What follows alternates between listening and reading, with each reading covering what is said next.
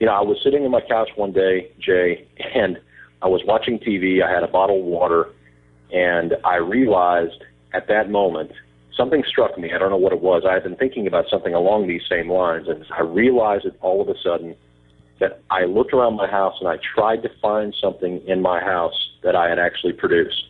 I produce zilch. I produce nothing. In fact, the key to the way that financial success today, Jay, is sold is how much of your production can you outsource?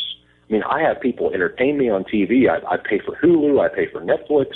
I'm sitting on a couch that was constructed God knows where. I'm drinking bottled water that costs maybe $1 a bottle. I'm paying for utilities.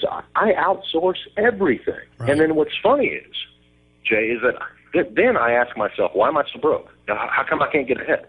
Well, I can't get ahead using this situation because I'm outsourcing everything. I'm choosing the poorest person in this country, still, unless they're living on the street, is outsourcing everything.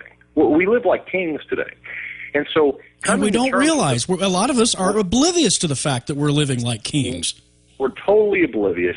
And I tell you what, the day that I realized that, and it was not too long ago, to be honest with you, I realized that, and I realized, my goodness, and I started putting together this concept of the consumption trap, and I realized the role that corporations and advertisers and media and the financial institutions, they have concocted a web that is so sticky that they teach you from birth that you're supposed to outsource everything. You never even get a choice in the matter. You're not going to produce anything. You're going to consume everything. You specialize in consumption. They specialize in production. They get rich. You get poor, period. That's how it works. Right. But the truth of the matter is if you want to actually get ahead in life, you have to be a producer. The producers are the ones who make money. The producers are the ones who employ people. The consumers are the ones who work for the producers. They go to school. They work real hard.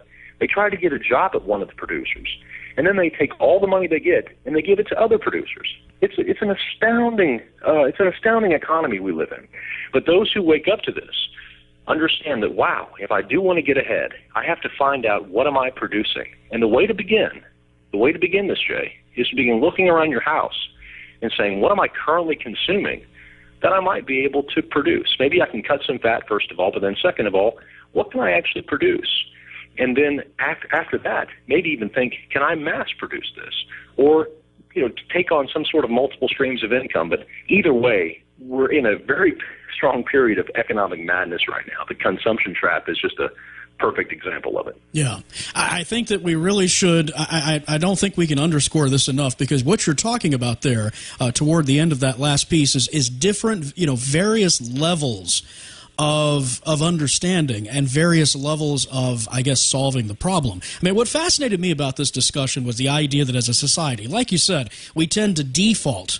It's just default to outsource consumption.